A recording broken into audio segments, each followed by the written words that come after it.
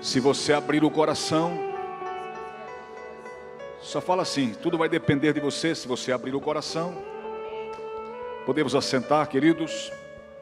Obrigado aqui os irmãos, muito obrigado, queridos. Nossos irmãos aqui do louvor, equipe maravilhosa, irmãos queridos, que já sempre vem um pouco mais cedo, né, para ensaiar, para deixar afinadinho, muito bem sincronizado para que o culto acontecesse, para que o culto aconteça, melhor dizendo, com toda perfeição, né? A gente procura sempre oferecer o melhor que a gente tem para Deus, né? Por isso que é bom, por isso que tem que ter aquele preparo, né? Você que é obreiro, você que está exercendo alguma função na casa de Deus, você tem que ter esse preparo espiritual, porque não é de qualquer jeito que a gente faz as coisas para Deus, né? Eu acho tão lindo, eu oro tanto, eu oro a Deus por esse grupo aqui, esses irmãos queridos que sempre estão aqui, às vezes 4 horas da tarde, né? Fico aqui até às 9 da noite, domingo. A pastora Aline sempre acompanha aqui, também faz parte do louvor, sempre chega cedo, né? E todo esse empenho, essa dedicação, isso é muito maravilhoso, queridos. Isso é muito maravilhoso. Glória a Jesus pela vida desses irmãos, amém? Quem quer glorificar a Deus pela vida deles, dizer glória a Jesus. Graças a Deus. E a gente sempre está aqui também, cedo, para atender os irmãos. Se você quiser um aconselhamento, se você quer uma palavra pastoral, viu? Um aconselhamento, uma oração, um direcionamento, nós estamos cedo aqui sempre, tá, irmãos? Eu já venho cedo para isso, para esperar as pessoas, para estar aqui, né? De plantão, de prontidão, para ajudar, para auxiliar as pessoas. Muitas vezes eu sei que é corrido para você durante a semana, né? Para vir à igreja, e até mesmo para sentar com a gente, para conversar. Às vezes você tem uma dúvida, tem alguma coisa, né? Alguma demanda para resolver, alguma situação, e aí você precisa conversar com o pastor, mas durante a semana é corrido para você. Mas eu quero te dizer que tem aos domingos para você vir um pouquinho mais cedo, a partir das 5 horas da tarde eu já estou aqui, sempre estou aqui, para atender os irmãos, para estar aqui no escritório, aconselhando, orando por você, dando um direcionamento à luz da palavra de Deus, daquilo que a gente tem de Deus para entregar para a sua vida. Saiba de uma coisa, que a gente não está aqui, irmãos, como um aventureiro, né? Como alguém assim que faz porque é uma profissão. Até ontem, sexta-feira, alguém me perguntou assim, qual é a sua profissão? Eu disse, a minha profissão é motorista, na minha carteira, né? Mas eu exerço uma função no reino de Deus como ministro do Evangelho, como servo do Senhor, porque eu não considero pastor uma profissão, uma profissão. Eu não considero o pastor como uma profissão. Pastor não é um chamado de Deus, é diferente. São poucos também que se dispõem, né, a largar tudo, a vida secular, largar tudo para se dedicar em prol da obra de Deus. E a gente tem esse chamado já desde muito.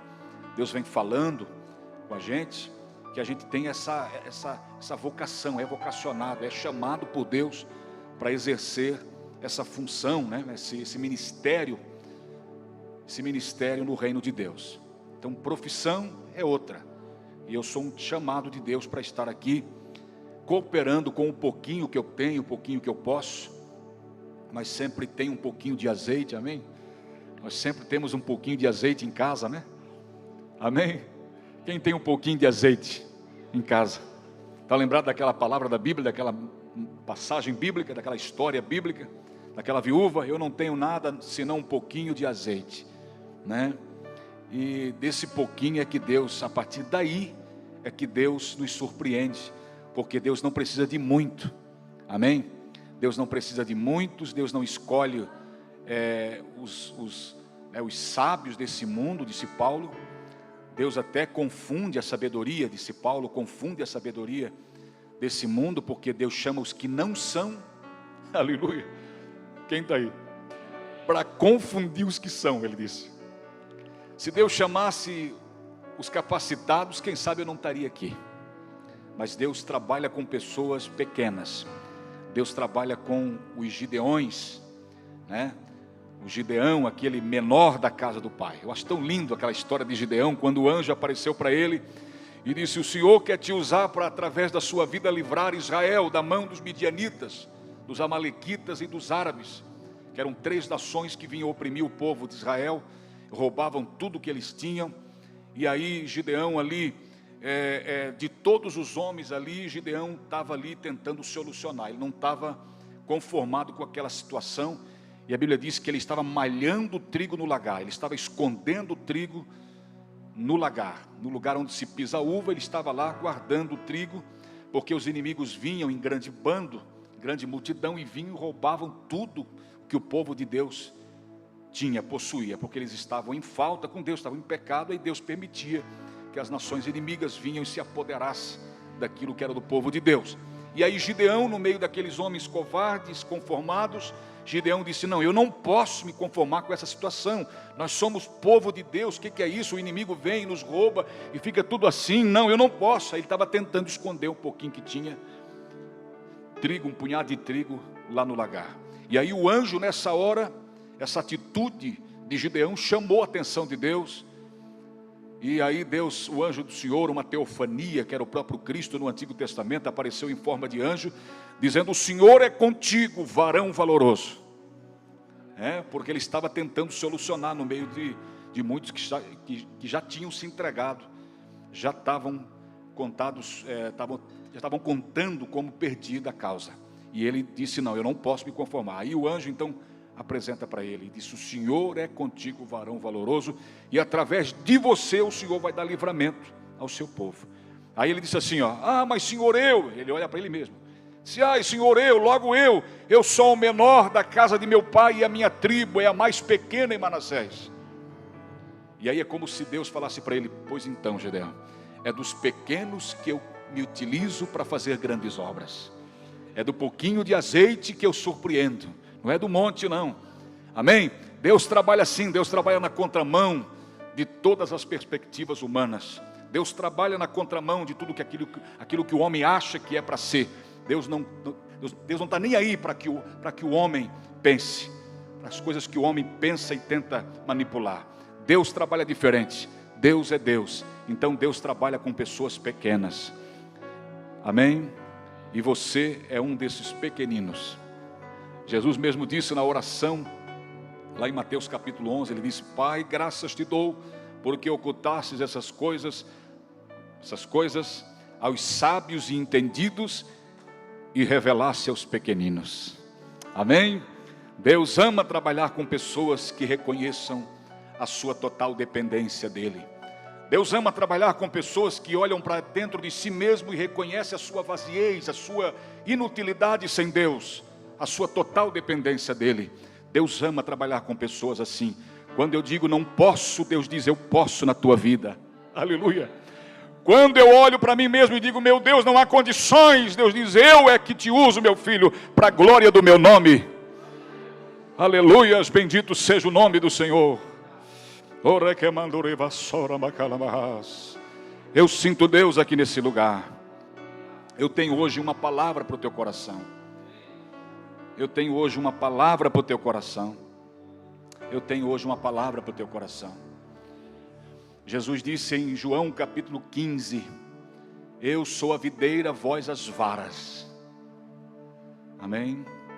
A vara de si mesma ela não pode produzir, mas se tiver ligada no tronco, na videira, esse dá muito fruto. Sem mim, não podeis fazer. Então eu creio que, como eu estou nele, eu posso. Eu tenho alguns frutos, algumas coisas para apresentar para vocês hoje, à luz desse texto, que Deus falara ao meu coração. Alguns dias atrás, Deus vinha ministrando no meu coração, e eu tinha outra coisa para pregar. Eu disse: no domingo eu vou pregar sobre isso aqui. E aí a gente vai nos arquivos aqui, vai puxando as mensagens, vai orando, vai buscando a Deus, sempre perguntando para Deus: Deus, o que tu queres comunicar ao teu povo através de mim, na minha instrumentalidade, através da minha vida como um canal de bênção. Que a gente não pode ser crente represa, né? Conhece crente represa? O crente represa é aquele que aprende e fica para ele. A gente tem que ser crente canal. É aquele que aprende, absorve, vai ler um livro, e é tudo que você aprende naquele livro, vai ler um livro da Bíblia, vai ler um livro secular, um livro de estudo bíblico, tudo que você aprende ali, você já quer logo passar, você quer compartilhar. Esse é o crente canal. E o crente represa é aquele que vai se represando, vai se enchendo, e fica para ele mesmo tudo o que Deus lhe confiara na revelação do Espírito. E Deus não quer isso. Deus não está interessado em trabalhar com pessoas egoístas, pessoas que só pensam em si. Deus não está interessado em trabalhar com essas pessoas. Deus não está interessado. Deus quer pessoas com o coração aberto, dizendo: Senhor, eu quero ser um canal de bênçãos para o meu irmão. Sabia, irmãos, que quando eu caminhar com você, e eu caminho com vocês aqui, e eu olhar para você e julgar que você não tem mais nada para me oferecer, eu estou perdido?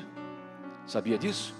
Porque, e você também, quando você caminha comigo e olha para mim e julga não ter mais nada para aprender comigo, você está enfadado, você está fadado ao fracasso.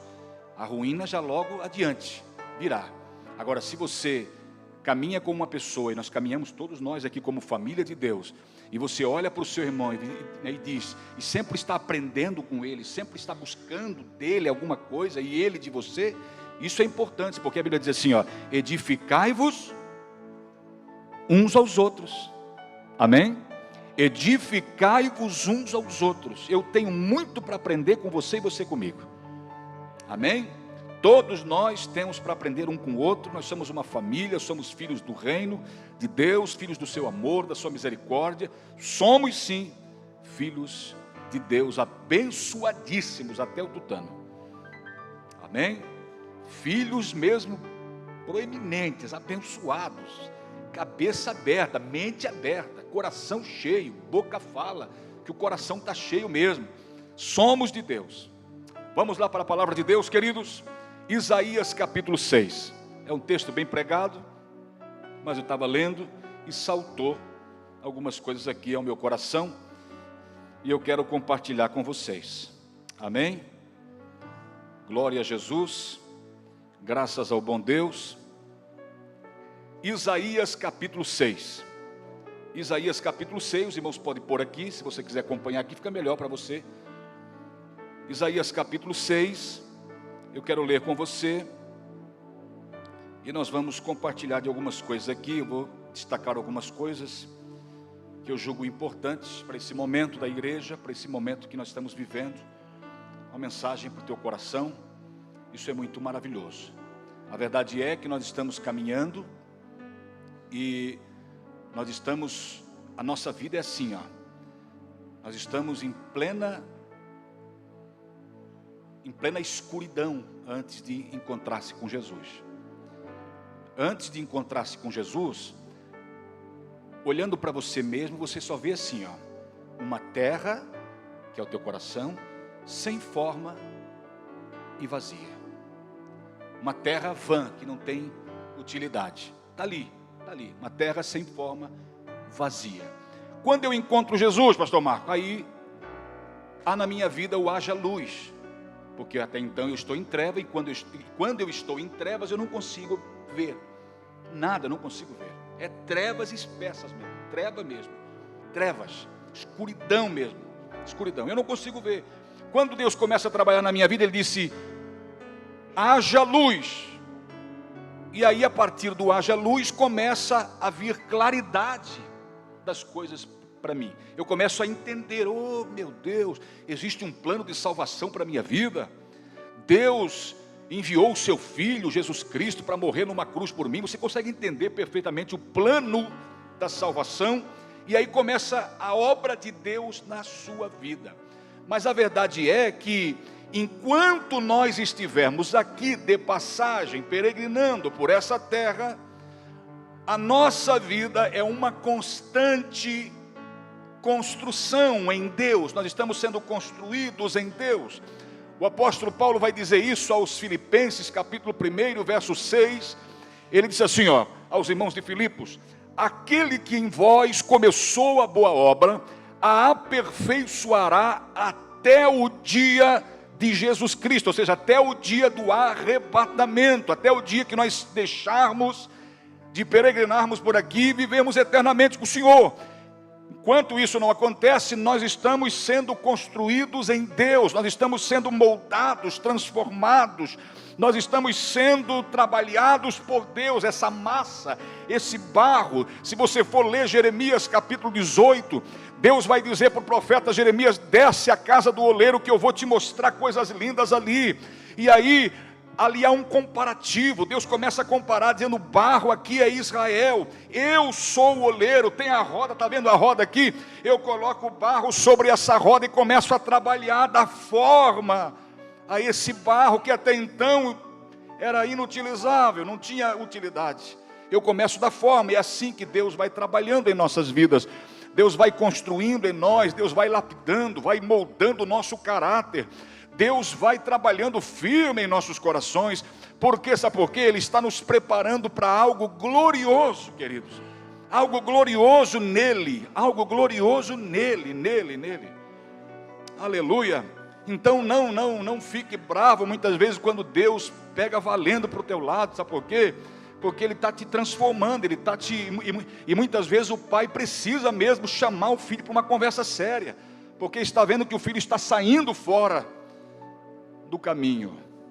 Então o pai tem esse cuidado, queridos, amém? Isaías capítulo 6, verso 1 diz assim: no ano em que morreu o rei Uzias, eu vi também ao Senhor assentado sobre um alto e sublime trono. A cauda do seu manto enchia o templo. Serafins estavam por cima dele, cada um tinha 6 asas, com 2 cobriam os seus rostos, e com 2 cobriam os seus pés, e com 2 voavam. E clamavam uns aos outros, dizendo: Santo, Santo, Santo é o Senhor dos exércitos, toda a terra está cheia da sua glória. E os umbrais das portas se moveram, e a voz do que clamava, e a casa se encheu de fumaça. Então disse eu, redobre a sua atenção para o verso 5, então disse eu: ai de mim, pois estou perdido, porque sou um homem de lábios impuros, e habito no meio de um povo de impuros lábios. Os meus olhos viram o Rei, o Senhor dos exércitos. Porém um dos serafins voou para mim, trazendo na sua mão uma brasa viva, que tirara do altar com uma tenaz, e com a brasa tocou a minha boca e disse: eis que isto tocou os teus lábios, e a tua iniquidade foi tirada, e expiado o teu pecado. Depois disto, ouvi a voz do Senhor que dizia: a quem enviarei, e a quem há de ir por nós? Então disse eu: eis-me aqui, envia-me a mim. Então disse ele: vai e dize a este povo: ouvis de fato e não entendeis, e vedes em verdades, mas não percebeis. Engorda o coração deste povo, e faz-lhe pesados os ouvidos, e fecha-lhe os olhos, para que ele não veja com os seus olhos, e não ouça com os seus ouvidos, nem entenda com o seu coração, e nem se converta e seja sarado. Então disse eu: até quando, Senhor? E respondeu: até que sejam desoladas as cidades, e fiquem sem habitantes, e as casas sem moradores, e a terra seja de toda assolada, e o Senhor afaste dela os homens, e no meio da terra seja grande o desamparo. Porém ainda a 10ª parte ficará nela, e tornará a ser pastada, e como o carvalho, e como a azinheira, que depois de se desfolharem, ainda ficam firmes. Assim a santa semente será a firmeza dela. Amém, queridos? Glórias a Jesus. Glórias a Jesus. Glórias a Jesus. O que nós temos aqui diante de nós? Um texto muito lido por muitos, um texto muito pregado, por sinal. Agora, o que me chama atenção nesse texto é que nós não vemos verdadeiramente, nós não nos vemos verdadeiramente até que tenhamos visto o Senhor. Isso eu aprendi nesse texto. Repito, a gente não se vê verdadeiramente até que tenhamos visto o Senhor. Isso é claro. O profeta está tendo uma visão, Deus está se mostrando, se manifestando a ele. A situação dele era um tanto difícil, porque ele mesmo disse com os próprios lábios dele: eu sou um homem de lábios impuros, eu habito no meio de um povo de impuros lábios, e os meus olhos viram o Senhor. Perceba que logo após ele ter tido a visão, a primeira coisa que salta-lhe ao coração, a primeira coisa que vem ao seu entendimento é: meu Deus, como eu sou pecador, como eu sou pecador diante da santidade desse Deus, como eu sou pequeno, como eu sou pequeno. E isso, queridos, é verdade na vida de muitos, foi verdade na vida de muitos. Por exemplo, deixa eu citar aqui alguns exemplos para você, de pessoas que ao verem a glória de Deus, viram o quanto são pecadores, aí se viram de fato mesmo, mediante a glória de Deus, porque a gente não tem verdadeiramente uma noção do que a gente é realmente, o quanto somos pecadores e necessitados de Deus, até que a gente veja a glória desse Deus. Jó, por exemplo, Jó capítulo 42, verso 5, olha o que Jó disse quando viu o Senhor, depois da experiência que ele teve com Deus. Todos nós conhecemos a história de Jó. Olha só: com o ouvir dos meus ouvidos ouvi, mas agora te veem os meus olhos. Verso 6, por isso me abomino e me arrependo no pó e na cinza. Preste atenção que logo após essa experiência que a pessoa tem com Deus, como o caso de Isaías, a pessoa vai ao pó, reconhecendo o quanto ela é pecadora diante de Deus. Até que isso aconteça, irmãos, a gente fica driblando as coisas. Até que isso aconteça, a gente custa se achar em Deus. A gente custa deixar que a obra seja completa em nossas vidas. Até que isso aconteça, irmão, a gente fica muitas vezes duvidoso das coisas de Deus. Até que a gente veja realmente, a partir do que a gente vê, a primeira coisa que salta ao nosso coração é: meu Deus, de fato eu preciso me arrepender, de fato eu preciso me chegar mais, de fato eu preciso. Olha só Jó, eu me arrependo. Quando ele teve a experiência com Deus, depois de ele conhecer Deus verdadeiramente, ele disse: eu me arrependo no pó e na cinza. Olha o que Pedro disse em Lucas capítulo 5, verso 8, e vendo isto, Simão Pedro prostrou-se aos pés de Jesus, dizendo: Senhor, ausenta-te de mim, que sou um homem pecador. Está vendo, irmãos? Olha o quanto é importante, olha o quanto é importante nós termos uma visão de nós mesmos a partir daquilo que a gente vê em Deus, da experiência que a gente tem em Deus. É aquilo que eu falei, nós estamos em constante obra, a nossa vida está em constante obra, e Deus quer nos aperfeiçoar. Nós estamos no caminho nós não somos perfeitos, mas nós estamos no caminho da perfeição, e nós temos que crescer, evoluir, crescer em Deus. Nós temos que deixar os embaraços dessa vida, e cada vez mais ser crente, cada dia mais crente, cada dia mais temente, cada dia mais obediente, cada dia mais se achegar a Deus. É isso que Deus espera de nós, a partir de uma visão que temos dEle. E essa é a primeira reação que nós temos a partir do momento que a gente vê a glória dEle. Aquele que diz que viu a glória de Deus: pastor, eu tive uma experiência com Deus, eu tive um encontro real com Deus, e ele se torna depois disso uma pessoa orgulhosa, uma pessoa egoísta, não cumprimenta, não perdoa, não abraça, não acolhe, não congrega, fica desobediente. Irmãos, realmente essa pessoa tem que parar para rever se realmente ela está convertida ou convencida, porque a partir de um encontro real com Deus, as nossas vidas têm que ser mudadas. Isso é de praxe, isso aqui é de praxe, tem que ter. Se nós nos encontramos com Ele, se nós temos uma experiência com Ele, olha só, Isaías, no ano que morreu o rei Uzias, eu vi o Senhor. Quando ele viu o Senhor, viu a sua glória, ele disse: ai de mim que sou pecador, ai de mim que sou homem de lábios impuros e habito no meio de um povo de impuros lábios. Perceba, a vida dele depois dessa não será mais a mesma. Depois desse encontro glorioso, ele será agora gradativamente transformado. É assim.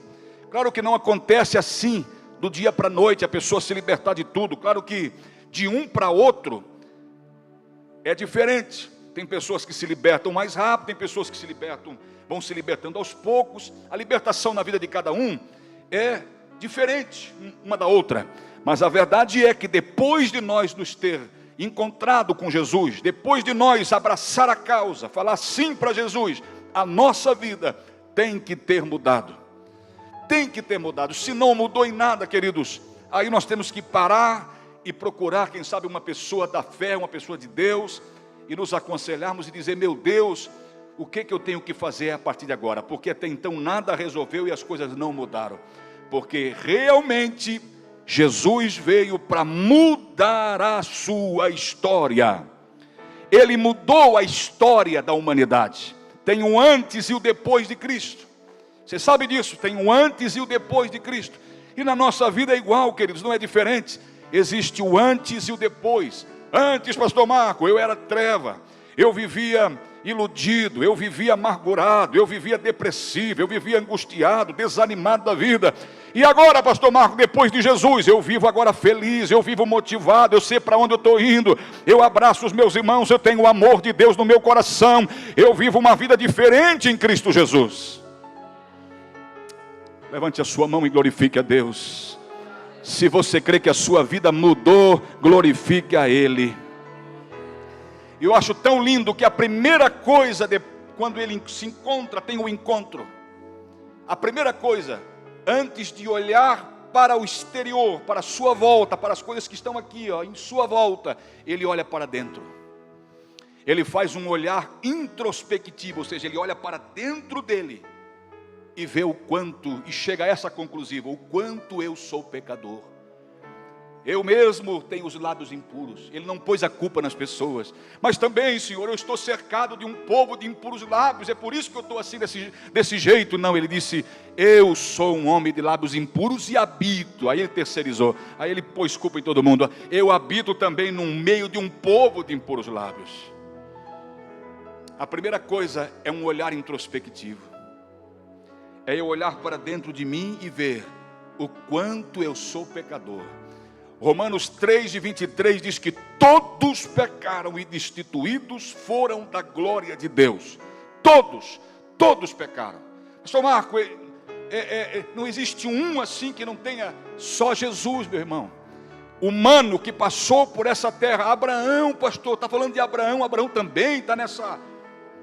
Abraão, Moisés, pastor, Moisés também, que recebeu as leis, os mandamentos que Deus falou com Moisés. Pastor, todos os homens de Adão para cá, todos os homens são pecadores. Somente Yeshua HaMashiach, Jesus Cristo de Nazaré, ele não teve pecado, por isso que ele ressuscitou. E ele pôs na conta dele os nossos pecados. O profeta Isaías, no capítulo 53, diz que ele foi moído pelas nossas, não pelas dele, porque ele não teve nenhum problema com o pecado. Ele venceu com todas as negativas. Ele venceu num lugar totalmente diferente. Adão tinha um ambiente maravilhoso e foi vencido ali. Jesus estava no deserto, jejuando 40 dias e 40 noites. O tentador chegou para ele e ele venceu todas as tentativas do adversário contra a vida dele.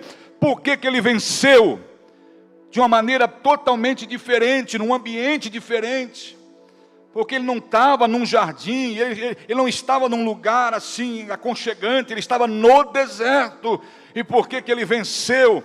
E ele venceu, queridos, não foi com palavras humanas, ele venceu com a palavra. Ele sempre dizia assim, está escrito, está escrito. Foi a arma que ele usou. E aí a gente vai entender o que Paulo vai dizer em Efésios capítulo 6, a partir do verso 10. Paulo diz assim, a espada do Espírito, que é a palavra de Deus.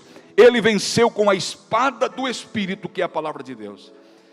E ele venceu para nos provar que a gente é possível, que é possível para nós vencermos. Que nós sim podemos vencer, que nós podemos vencer.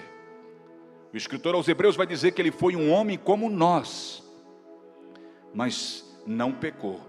Ele viveu uma vida humana aqui na terra, não viveu, ele não usou os seus atributos de Deus, ele se esvaziou-se de si mesmo, Paulo vai dizer. Paulo tem essa revelação, não teve por usurpação ser igual a Deus, mas aniquilou-se a si mesmo, tomando a forma de servo. Então, ele venceu como homem, ele venceu como homem para nos dar esse exemplo de que é possível nós vencermos sim. Mas pastor Marco, como ele atuou? Ele atuou como Deus? Não, ele atuou no poder do Espírito Santo. Deixa eu deixar isso bem claro para você. E o que a igreja tem hoje? O que nós temos hoje morando em nós? O Espírito Santo, que nos ajuda nas nossas fraquezas. Nós temos o Espírito Santo, então é possível vencer. Bendito seja o nome do Senhor. Quando nós olhamos para nós mesmos, o que a gente vê? Quando nós olhamos para nós mesmos, o que a gente vê? O que eu vejo? Se eu olhar para mim mesmo, eu vejo um rapaz, um homem incapaz por mim mesmo de fazer o que eu tenho que fazer. Mas quando eu paro para pensar e vejo que tudo posso, porque Ele me fortalece, aí eu vou para cima. Amém? Aí eu vou para cima, porque eu tudo posso, porque Ele, a força vem dEle. Paulo vai dizer isso aos Efésios, capítulo 6, verso 10, no demais, irmãos meus, fortalecei-vos no Senhor. Então a nossa força, a força que nós precisamos, para enfrentar nós mesmos, estou falando aqui, não estou falando ainda do adversário, enfrentarmos nós mesmos, olhamos para dentro de nós e vamos enfrentar esse gigante, chamado eu, que nós precisamos de força de Deus.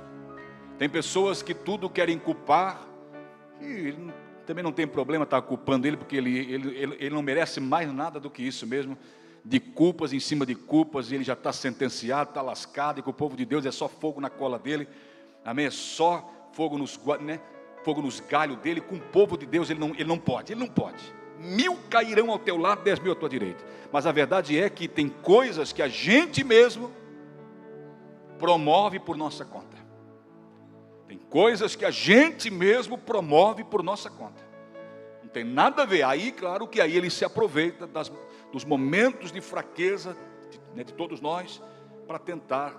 Porque Paulo disse aos irmãos de Corinto, nós não ignoramos, acho que é 2 Coríntios capítulo 10, Paulo diz assim, nós não ignoramos os seus ardis. Não ignoramos. Paulo vai dizer aos Efésios, as astutas ciladas do diabo. As astutas ciladas. Então a gente não ignora. Mas a verdade é que tem muitas coisas que a gente faz por conta própria. Nós mesmos fazemos. E aí quando a gente tem esse encontro com Deus, nós olhamos para dentro de nós e tudo isso a gente julga. A gente põe em xeque, julga. Há um tribunal na nossa consciência instaurado muitas vezes. Quanto mais agora a partir da vinda do Espírito Santo morar em nós. Um tribunal muito bem apurado, muito bem. Julga retamente.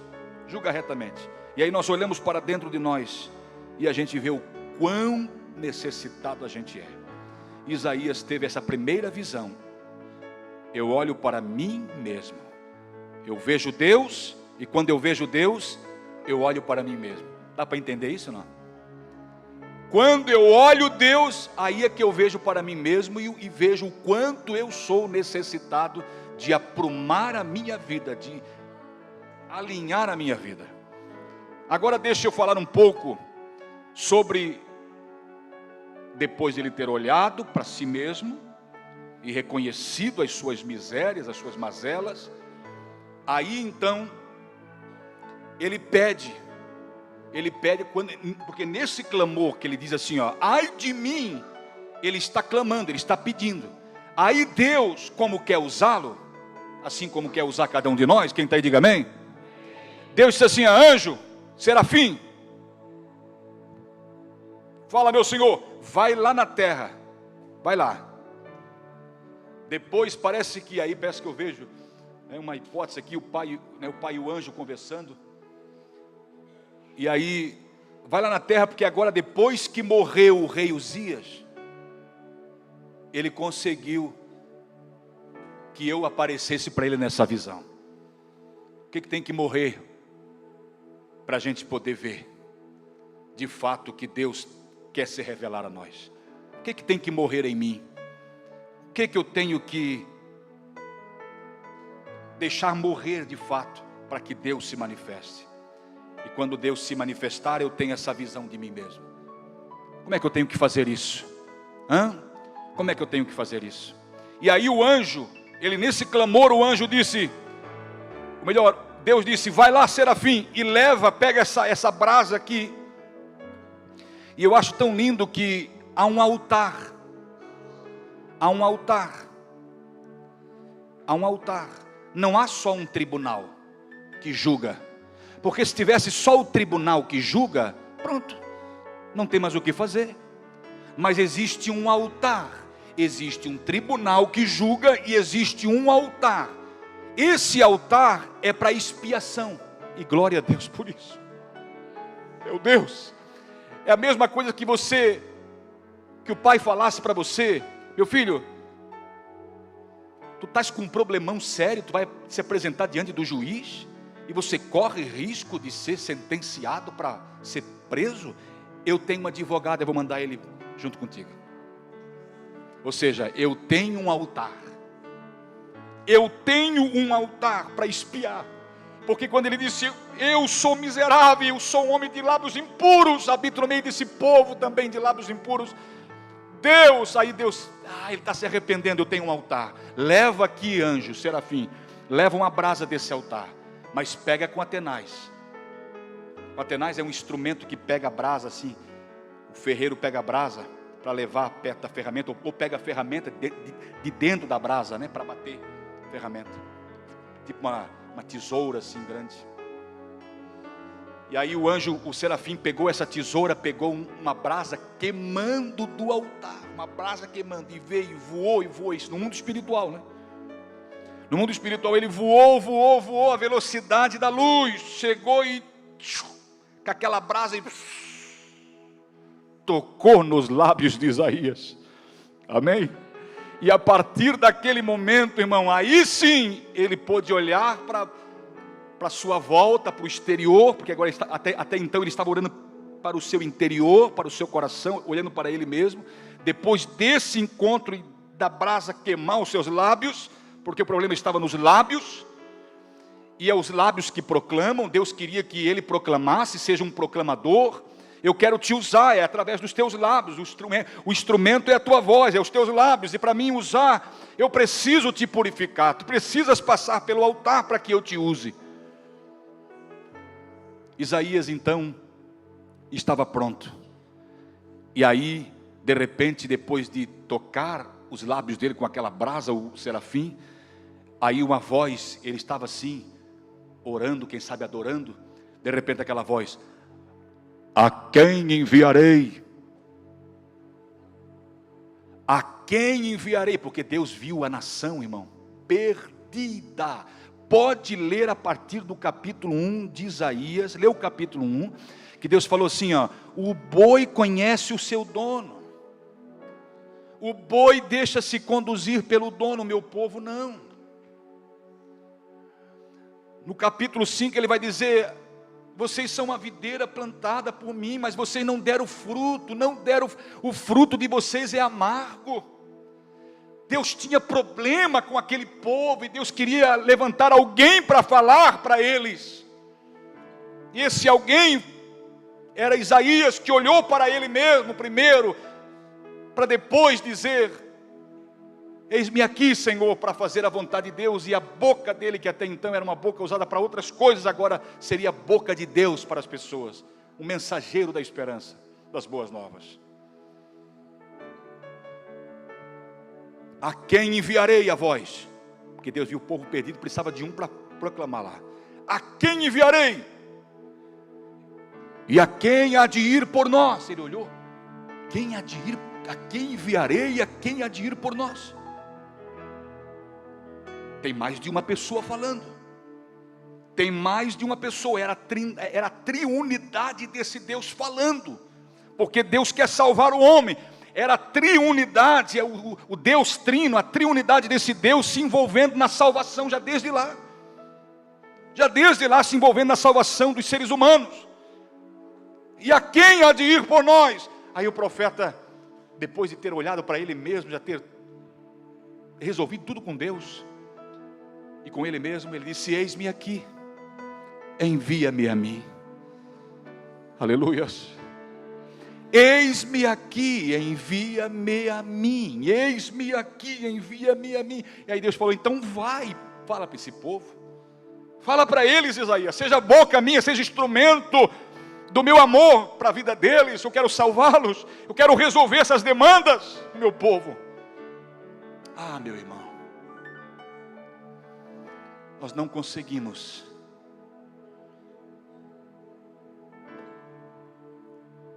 fazer o que Deus pede que a gente faça. E eu quero dizer aqui, sem medo de errar, a proclamação do Evangelho, das boas notícias, do reino de Deus, é dever de todo crente. Tem um corinho antigo, o pastor Francisco vai se lembrar daquele corinho. É o Evangelho, é o dever de todo crente o Evangelho anunciar. Verdade, é o dever de todo crente o Evangelho anunciar. Ele disse: ide e fazei discípulos de todas as nações.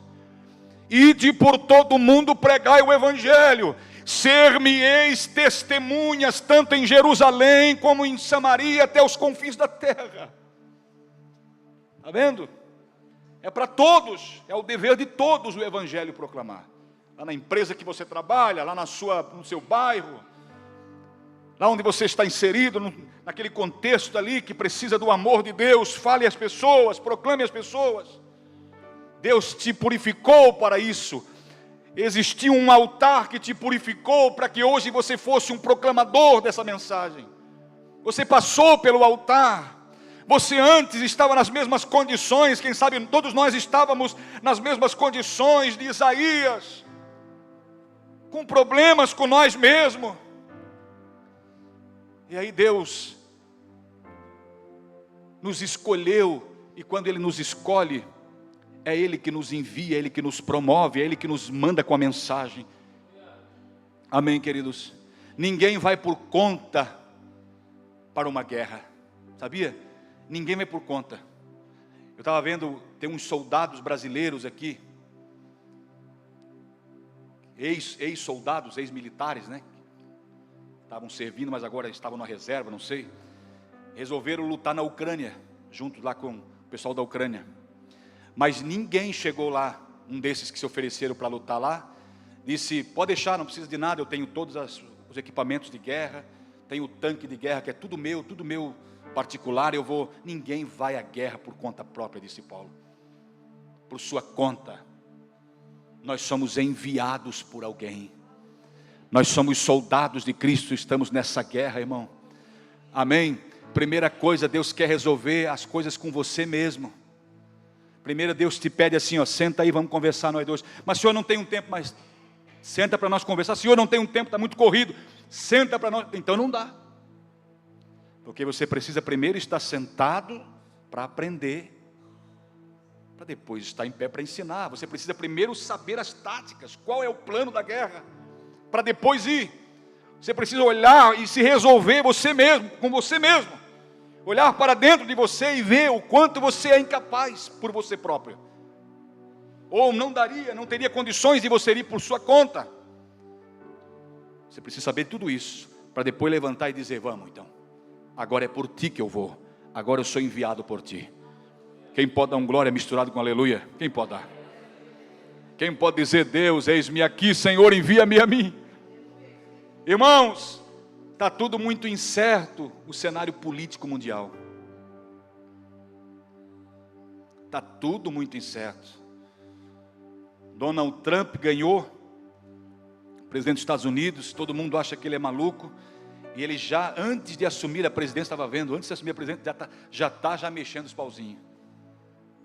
O pessoal do BRICS aqui, né? Deu um intimato, o nosso presidente é o que está na frente, que encabeça o movimento do BRICS.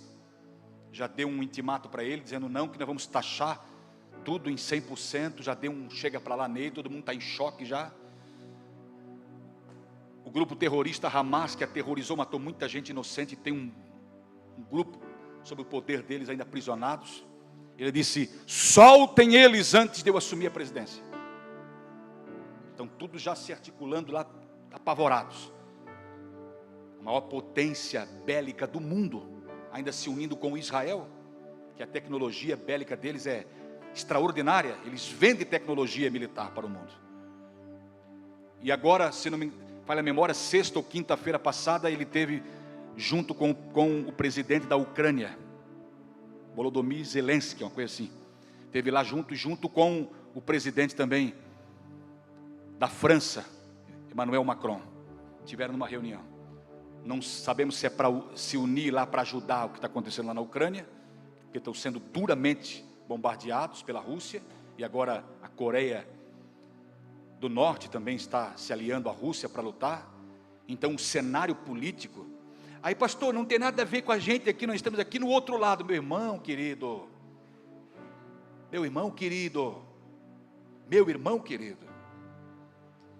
se eles entram, se a Europa entra em guerra lá, a OTAN, aqueles países entram em guerra, automaticamente vai disparar, a nossa economia já está meio que, já aumentou de mês passado para agora, você foi no mercado, já viu a diferença, né? Disparou tudo.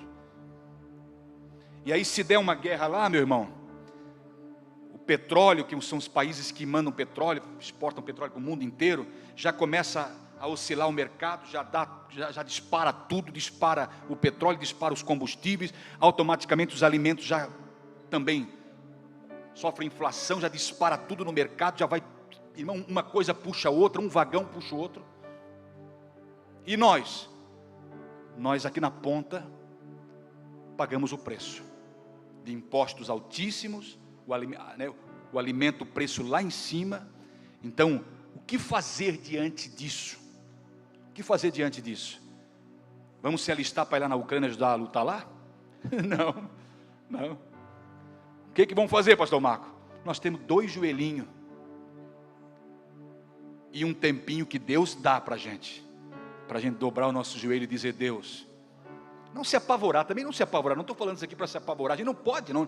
Na verdade nós não podemos se apavorar, não podemos se desesperar, nós temos um Deus que cuida de nós e que está no controle. Agora nós não podemos também nos conformar, disse Paulo, com esse mundo, e dizer, não pastor, o negócio vai se desenrolar a si mesmo.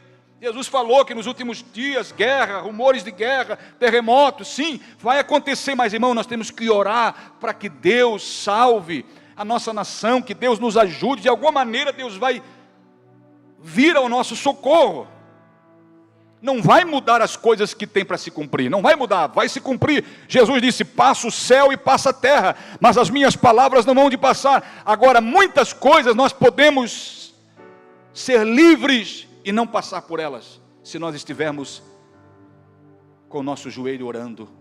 Não digo aqui 1, 2 horas, pastor, tem que orar agora 3 horas por dia, 4 horas por dia, agora vou botar para arrepiar, pastor, hein? Me trancar no quarto, vou dizer, mulher, esquece de mim, não deixa nem o cachorro latir, mulher, agora eu vou me concentrar aqui, eu vou orar, assim, desesperadamente. Não. Ter o teu devocional, se chegar mais a Deus, ser mais crente, ser mais temente, ser mais obediente, estar mais na igreja, estar mais perto de Deus, estar mais perto de Deus, estar mais perto de Deus. É isso que Deus quer que a gente faça. Se achegue a mim e eu me chegarei a vós, diz o Senhor. A que distância nós estamos? Estamos como Pedro, seguindo Jesus de longe. Pois que o negócio pega mesmo, só seguindo de longe, para ver qual é o desfecho da situação, para ver o que vai dar. Não, Deus quer que a gente ande de mão dada com Ele, ajude no governo desse mundo.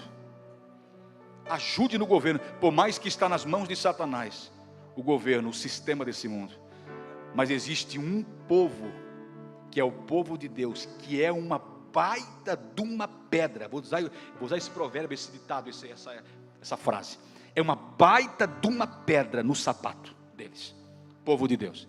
Tanto é que a Bíblia vai dizer, Paulo vai dizer aos Tessalonicenses, que ainda existe um que o detém, até que do meio seja tirado, que é a igreja, que é o Espírito Santo, que é a igreja. O Espírito Santo está na igreja, a igreja é o Espírito Santo. enquanto a igreja estiver aqui, se lembra o que Jesus falou? Estou terminando já, puxando o freio de mão aqui. Se lembra o que Jesus falou, entre muitas coisas? Vós sois o sal da terra. O sal, ele conserva. O sal, ele preserva. O sal, ele dá sabor ao alimento. O sal, ele aguça, ele faz a diferença. Ele se destaca entre os alimentos. Faz aí um arroz sem sal para ver. Alguém, quando pôr o panelão na mesa, alguém vai dizer: eps, está sem sal. Meu Deus, que coisa ruim, está sem sal. Já logo vão perceber. Faz um alimento, uma carne, qualquer coisa sem sal para ver. Não tem gosto, não tem sentido, não faz sentido. O que aguça o sabor do alimento em si é o sal. Jesus falou assim: enquanto o sal estiver aí, ele vai preservar. Que é a minha igreja. Vai se manter equilibrado. Há o equilíbrio porque a igreja está aqui. Há luz nesse mundo porque Jesus disse: vós sois a luz do mundo. Agora, o dia que a igreja sair daqui, que a luz sair, as trevas vão se apoderar. O dia que o sal for recolhido, vai entrar em estado de putrefação. Vai dar conta. A corrupção, o sal evita a corrupção. Diga para o seu irmão, para ficar gravado no coração dele, diga assim: ó, o sal evita a corrupção. É isso aí.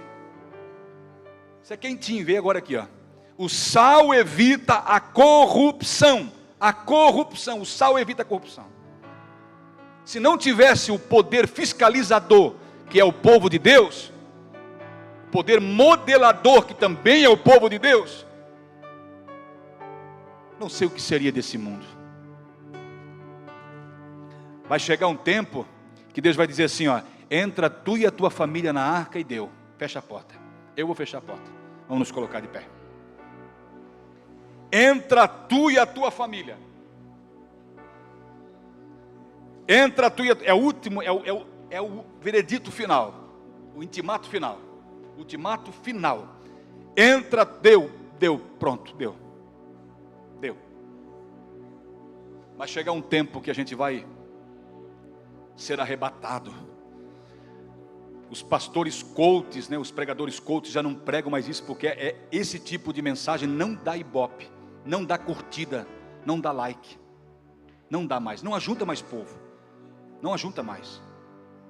Os desigrejados, quando vêm para as igrejas, eles querem ouvir mensagens coachizadas, mensagens de autoajuda, mensagens de: olha, estou tendo uma revelação aqui, você da camisa preta, você mesmo, você agora recebe uma chave na tua mão, um anjo desce aqui para entregar uma chave. Aliás, estou vendo mais de uma agora aqui. Deus olhou para o teu coração e viu que você agradou o coração de Deus, então Deus vai ter mais de uma chave para você. E assim eles vão negociando. Eu conversei com uma pessoa há dias atrás, que a pessoa falou para mim assim: antes de conversar com o senhor, eu quero saber de uma coisa, se o senhor puder me informar. Se Deus lhe mostrar alguma coisa, você fala? Isso é lógico que eu falo. Sim, não sou profeta da conveniência, nem falo. O que Deus me autorizar para falar, eu falo. Entramos em conversa daqui a pouquinho. Deus não te falou nada? Pois então, o que eu estou falando para você aqui já é Deus te direcionando aqui através da minha vida. Daqui um pouco: mas Deus não te revelou nada não, pastor? Entendeu, irmão? Porque muitas pessoas são acostumadas por aí afora. Aqui não é o nosso caso. Nós somos aqui uma igreja ordeira, uma igreja abençoada, uma igreja que cresce lento, é um crescimento lento, mas é um crescimento sustentável, um crescimento abençoado. Tem a bênção de Abraão, tem a bênção de Deus, tudo isso. Agora, tem muitos lugares por aí, para eles atraírem as pessoas, eles começam com essas profetadas de R$1,99, esses revelamentos para poder prender as pessoas. Nós nunca vamos estar assim, né, pastor? Nessa vibe não, né? Pelo amor de Deus, né? Nós nunca vamos estar aqui, né, pastora? Nunca. Isso não é o nosso feitio. Não é do nosso feitio, para. Nós aqui pregamos o Evangelho, a palavra de Deus, amém? Quem está aí? Pregamos o Evangelho, irmão. Pregamos o Evangelho. Claro que Deus fala, Deus pode me revelar, e se Deus me revelar, eu vou te falar. É isso. Agora, nós forçar uma situação e dizer que foi Deus que disse, irmão, longe de mim isso. Por isso, eu acredito que eu não peco, porque eu sou muito seguro no que eu falo. Eu penso 1 milhão de vezes. Tu não sabe como é que a minha cabeça voa milhões aqui, o meu cérebro voa milhões aqui para poder falar uma coisa. Eu sou muito seguro antes de falar as coisas. Deus disse que é para falar. Sou muito seguro. Porque eu sei que isso aí, irmão, se realmente não for Deus, eu posso fazer uma pessoa se desviar para nunca mais voltar para a igreja.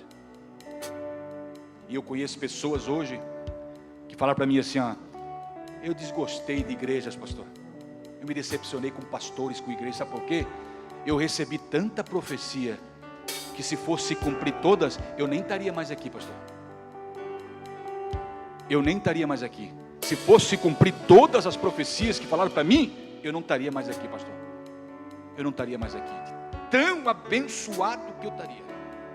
Assim, uma coisa deslumbrante, assim, tu vais voar, tu vais... Eu vejo Miami, eu vejo... Meu Deus, tem misericórdia. Vamos orar. Fecha os teus olhos. Aqui tem palavra de Deus para a sua vida, irmão. Jesus disse, conhecereis a verdade, e a verdade os libertará. Nós somos comprometidos. Se hoje mesmo Deus me chamar para a eternidade, eu estou com a minha alma lavada, o meu coração limpo. Todos os pastores dessa igreja têm o capricho, têm o cuidado, o carinho de transmitir aquilo que Deus fala verdadeiramente, queridos. Nós fomos sarados para depois sarar. Tem pessoas que não se resolvem com ela mesma e quer depois tentar resolver o problema dos outros, sendo que ela mesma é um poço, é uma represa de problemas. Quer governar a igreja de Cristo, mas a casa dela não consegue governar, como disse Paulo a Timóteo. Quem deseja e psicopado, excelente obra deseja, mas que governe primeiro a sua casa, para depois ter cuidado da igreja de Deus. Não dá, irmão, não dá mais para a gente viver esse evangelho desse jeito. Nós estamos no caminho da perfeição, sendo trabalhados por Deus. Fecha os teus olhos, você vai ouvir essa canção.